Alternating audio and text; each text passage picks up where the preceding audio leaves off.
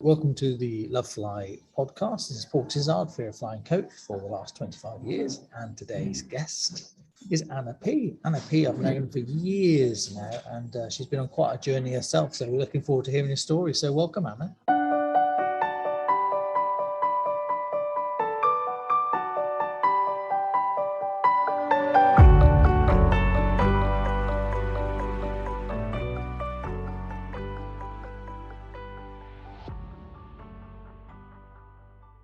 Hi, Paul. How are you?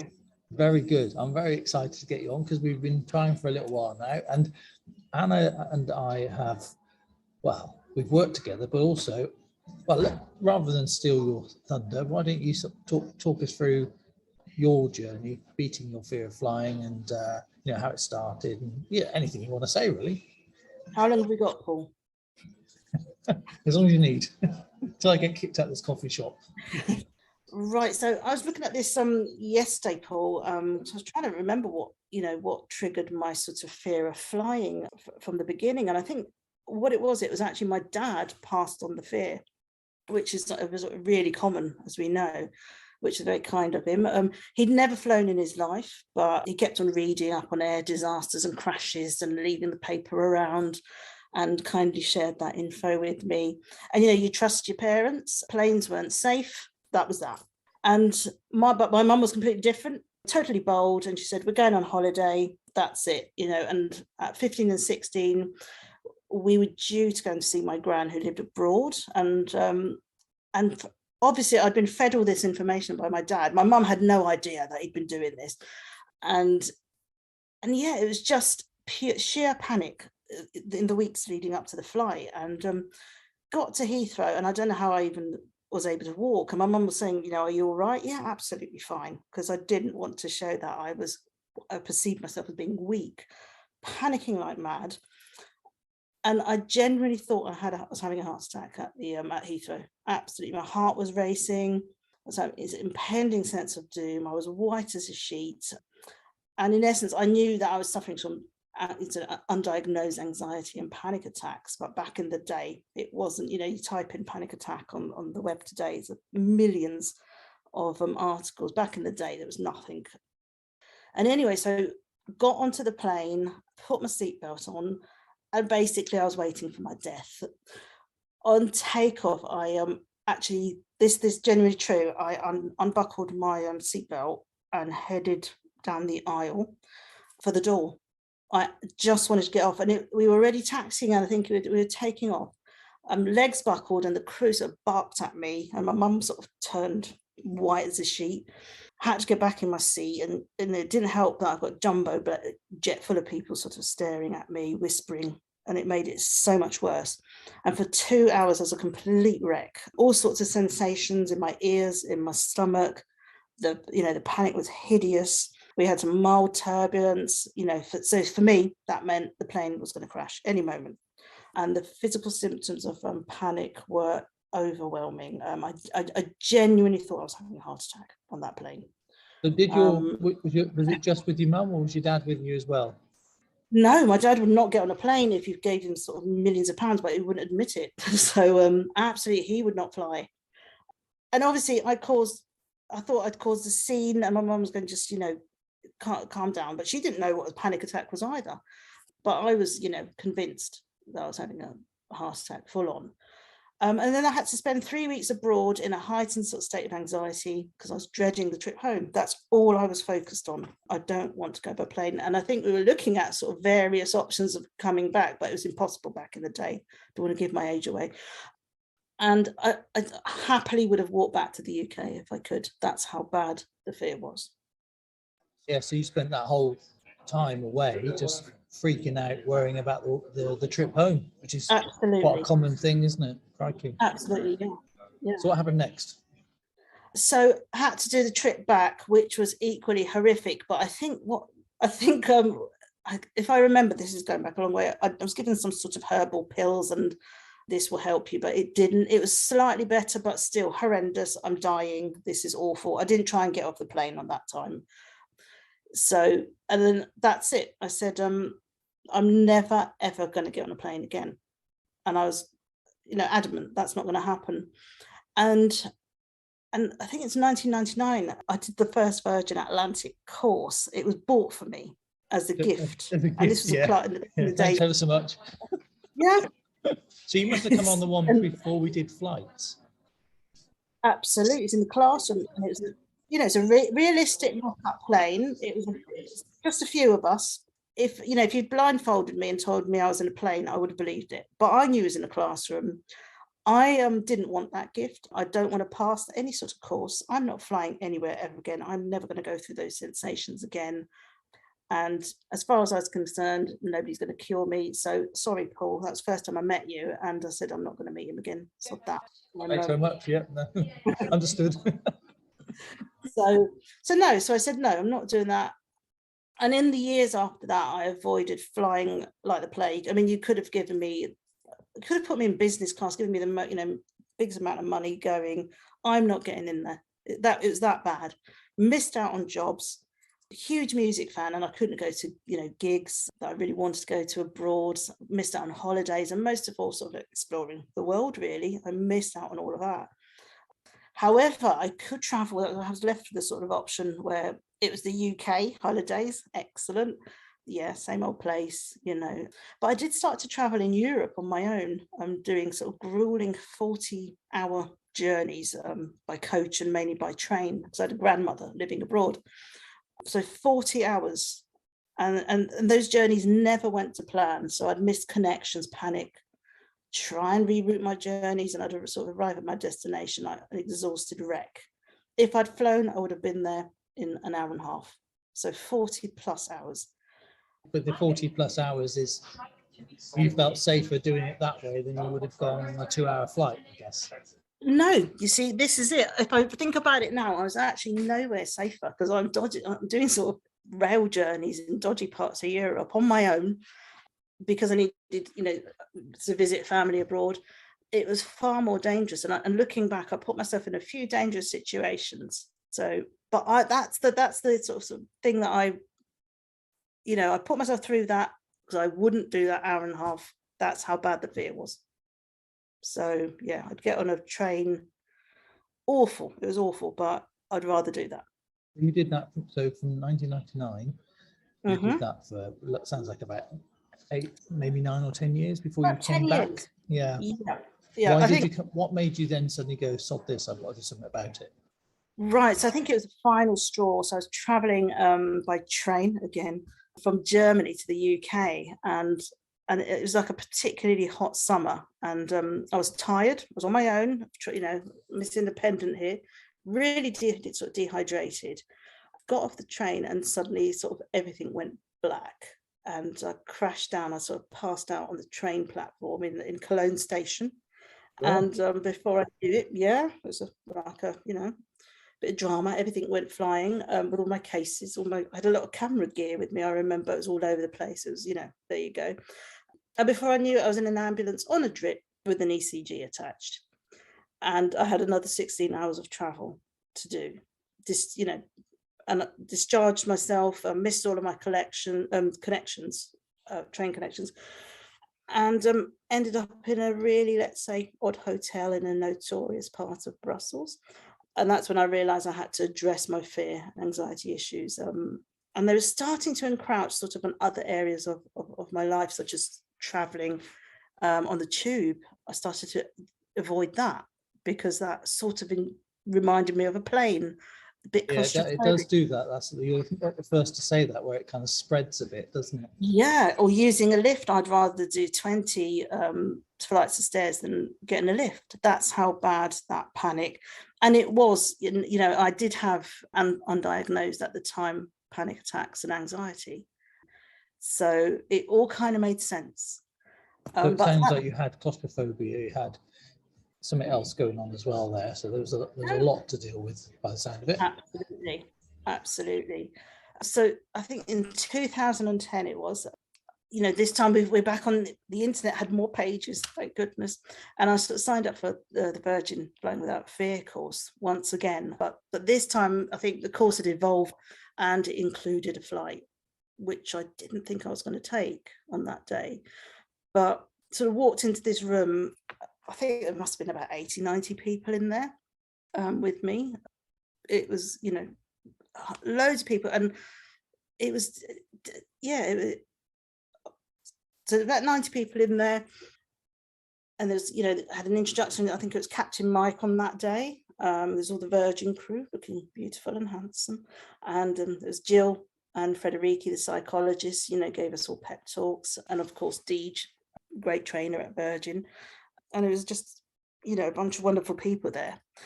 But I was at this point, I was really sort of absolutely determined to go for it. And the Virgin courses were put together so well, and structured with relaxation, Q&As from crew, trainers, captains, psychologists. No stone was left unturned, and the different psychological approaches were great. Tapping, paced breathing, relaxation, other sort of stuff that was a bit weird, but I went with it. But the key was there was something for everyone. And 6 hours later, we were on the bus to the airport, and I remember Deej saying, "Can you feel how bumpy this road is?" And he said, "It's no different to turbulence." And that flicked a switch in my brain for some reason. And we got on board, and I remember, and we got on board. Team leader was Tom from VA. It was great. He held my hand. That was just an excuse. And takeoff, I thought, I wasn't sure, and am I going to take off or not? And I remember I said to Tom, I'm getting off the plane. And you were actually stood there on the sort of staircase with somebody else. And I said, I'm getting off. And you just said, yeah, okay, I'll take you for coffee. That's fine. It's fine. But are you sure? And actually, and then you said, are you really, really sure? No problem. I'll go for coffee. And then again, I don't know what it was. Something flipped in my brain. Now I've got to do it. Sod it. I've just got to do this. Got in. Tom gave me some. It was either that or go for a coffee with me. So you thought, well, crikey, yeah, I'd rather take a flight. Get on the flight. Yeah. For Christ's sake. Yeah. And panic. But so did that. We did some more sort of relaxation exercises. All of us on the plane. There was guided commentary that was really helpful. And I was really surprised because on takeoff, it was almost exhilarating. I almost loved it. And the views were incredible. And I think that really sort of, I don't know what that did, not a spiritual person, but it did something to me, just beautiful views. And I just felt free for the first time in 10, 15 years. Wow, that's amazing. Yeah, it's incredible. And I've actually kept in touch with a lot of the girls in my particular group. We had a good laugh, and they're flying all over the world at them, still to this day with no issue. So what about the claustrophobia and stuff? Did that start to go after the course? Right. So after the course, I mean, I was my confidence levels just became ridiculously high, and I really sort of worked on my anxious personality. That completely gone. And that was with the help, I practiced sort of paced breathing. I did many sort of courses in mindfulness, CBT, that sort of thing. Practice it religiously on a daily basis. And I was sort of doing that without even knowing it. So basically, a shy old bird turned into a peacock. How's that? Love it. The confidence levels went through the roof, and I'm sort of pleased to say they stayed that way. It was incredible, and it really was sort of genuinely sort of life-changing, having done the course and tackled that fear. Because I do remember, I remember you coming on that course, but I also remember you came back a couple of times for like a top-up or something. Was it? Do you remember? I did a top-up because I think the key to this, to the success of sort of beating this sort of, it's good 10, 11, 20 years, 15 year, I should say, fear that was instilled in me.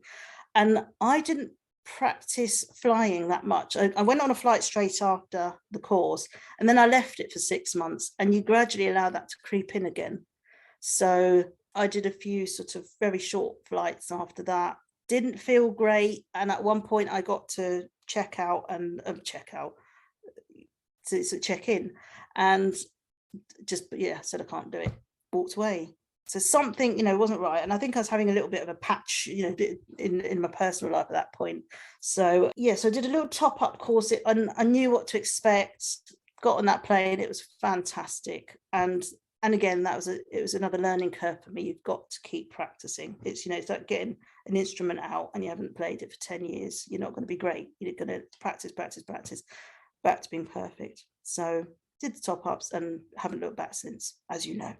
Yeah, you were amazing.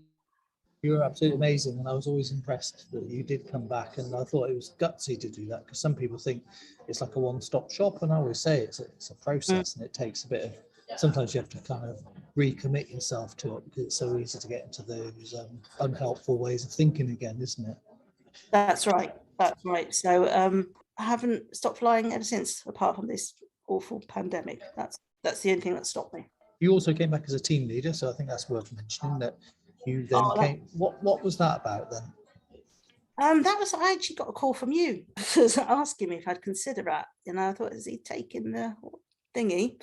But I was really honoured to do that, actually.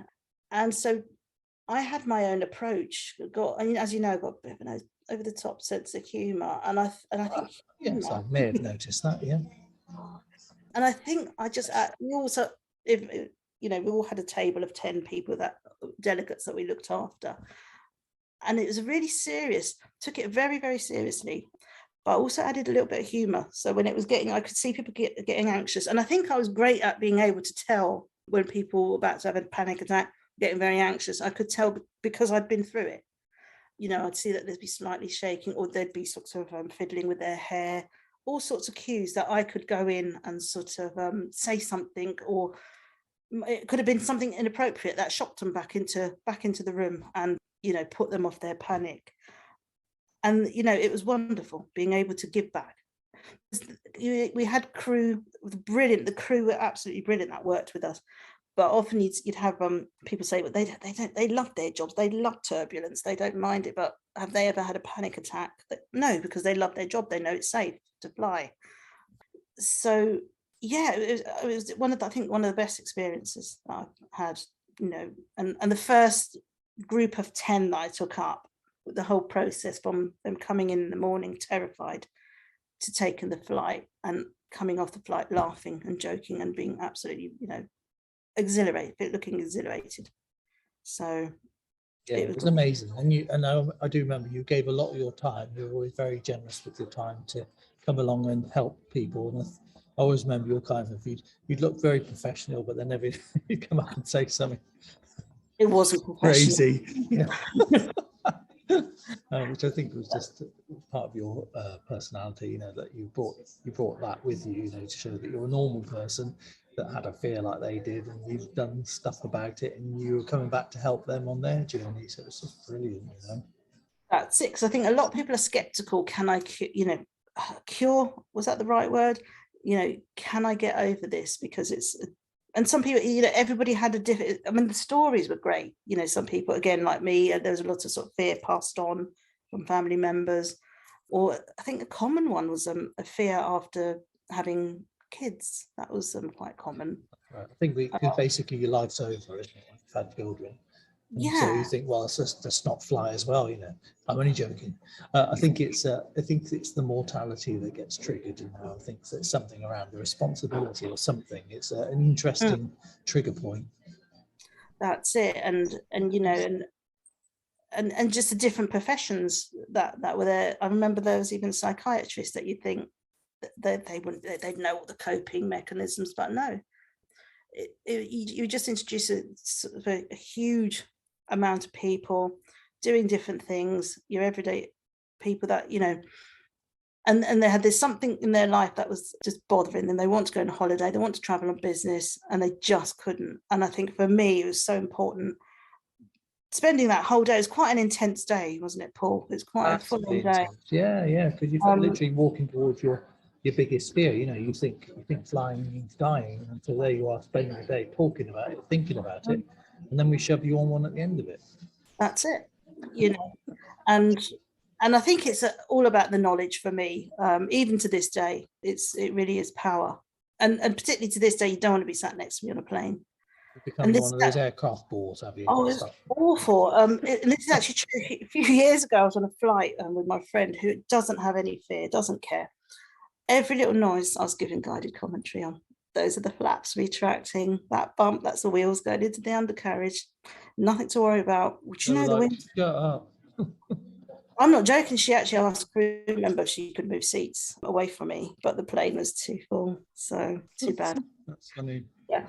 Can you move me? She's being too reassuring. I don't need it. She's being weird again. Yeah. So, I think that's a hell of a movement that you've made. I mean, when you think about it, it started with learning from a parent, which is quite common. Then you've avoided it for a long time. You've got to the point where the fear is spread into other things. You're getting the claustrophobia and all the panic disorder. And then you've come around, you ended up, even as a team leader, helping other people. I just think it's a phenomenal journey. yeah, and I think I did a lot of research, so I did prepare today. I think I counted about 1,000 people that I sort of, I didn't help them. Obviously, you guys did that, but just guided them through those days. And you know that It was a team, wasn't it? I mean, it was all of us. We all did different things because you can only do so much from the front when you've got a room full of 100 or 200 people. And it's very much down to people like you who've been there, got the high empathy, get what's going on for them, and can help people at that moment, you know? Absolutely. So 1,000 people, that's amazing. Yeah, so that, you know, absolutely really, really proud of that. And I'm really proud of those people. And like I said, we're still in touch with some of them, which is incredible. They're flying to the Bahamas. I'm not, a bit jealous, but it just proves, you know, how powerful your mind is, and you can get over these fears, and it can be as a deep-seated fear as mine. Yeah, I mean, thank you so much for all the humans that you've helped. Although I don't work in that program anymore, I'm still very grateful for all that you did, and then we've stayed in touch during this time. So I wonder, sort of as we're getting near the wrap-up time, and I might get thrown out of this cup of coffee, what tips would you give somebody who's listening in who's not where you are, from your experience?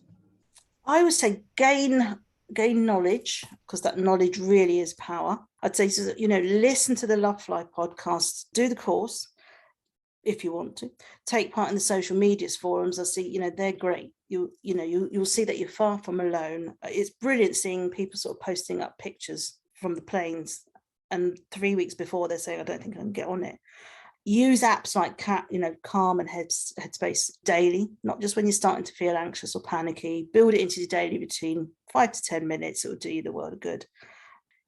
And I think for me, it's a question, you know, laugh at your fear, ridicule it. Don't let that tiny voice in your head, you know, tell you that you're useless, worthless, or whatever it's telling you, because it's wrong. It's not a fact. And you can conquer your fears and live freely and happily. And, you know, I'm living proof. And if you ask me to sort of to fly pretty much anywhere today to deliver a pint of milk, I'm there. I can do it. Another tip, don't, well, maybe not today, a bit busy. And I'd say, don't watch the cabin crew's facial expressions, because I know that people that don't even have a fear do this. You know, if they look startled, it doesn't mean you're about to sort of plummet down thousands of feet or hit severe turbulence. They just probably heard a bit, you know, juicy piece of gossip from another crew member, and that's all. But people do that and wind themselves up for no reason. And cabin crew, so I have so much respect for them now. They're not just there to serve you drinks. That's a minor part of the job. You know, they're on board: paramedics, counsellors, midwives, negotiators, safety experts. I mean, the list is endless. So, you know, you're in safe hands. And I think what helped me as well, I think this is actually really useful as well, as was watching landings and takeoffs on YouTube. Not the ones that say, you know, severe turbulence nearly killed me, that sort of thing. Just normal, boring takeoffs and landings. And there's a really nice aviation reviewer on there called Noel Phillips, and his videos are worth a watch, because there's no sort of scaremongering. It's just reviewing planes and, you know, showing the environment, so you can see it's quite a normal environment, and it's all safe. I haven't heard that one before. So Noel Phillips, is it? Noel Phillips, perhaps, and there's a wonderful guy, really, really nice chap. So, well, that's useful, because people need things. So you talked about, other people have talked about the benefits of doing something daily in terms of the headspace or the calm, and I agree with that, because it's practicing the paced breathing, or whatever you want to call it, when it doesn't matter, so that when you do need it, it's much easier to call upon, isn't it? So it's Well, that's it. If you're going to go and run in a race, you wouldn't just like train once. You'd have to train every day consistently, ready to do the race. And I think it's the same with flying. Is that you need to prepare yourself longer term rather than just kind of. Because I know a lot of people used to like literally go on a course the day before they're doing a flight, and I think it puts too much pressure on an individual, doesn't it? That's it. And it's also the same like for me. If another thing is, don't let somebody buy you a course, because we saw it didn't work. If it's got to be you that wants to sort of get over your own fear, not for the sake of your husband, wife, partner, whoever bought you that course, because it just put immense pressure on you. So you've got to do it when you're ready, not for anybody. Totally agree. I used to do gift vouchers, but I stopped doing them because I was thinking that contradicts something which I believe, which is exactly that. You've got to do it for you. And if somebody buys it for you, it's fine if you said, oh, buy me a course place. But generally people go, ta-da, surprise. And you think, oh, great. Just like you did. You feel compliant. You feel like you have to then go along with it, don't you? You do. And you put that pressure on. And, 9 times out of 10, people couldn't do the flight, or they did it and they were just a bag of misery at the end. And so anxious, and that would have taken them back a few steps, I think. There are a lot of people who do flights. We're talking like Becky on the last podcast was talking about, like she went on the EasyJet one and they said at the end, you're cured. And I've always been a bit nervous at the word cured, because some people won't, I don't believe it's like a fixed, like an on-off switch. It's a process, isn't it? So, I'm not criticizing the course at all. I'm just saying that I'm very nervous of that word. And I, and cured, no. I mean, I haven't flown, like I said, probably since 2020, early 2020 or 2019. I'm probably going to be a little bit nervous before, the sort of state of aviation's changed. There's some of the rules have changed. It's all a bit different. I'm probably going to feel a little bit anxious, but I know that I'm getting I'm going to be safe. I'll get to my destination. There's no issue. But I'm going to have to practice a little bit. And I think another point is that you don't expect to love flying, that it's fantastic. You don't have to put yourself again under pressure. I have got to love it. You just have to tolerate it and be okay and be able to sort of watch a movie, and, that's all. So again, it's additional pressure that you don't need.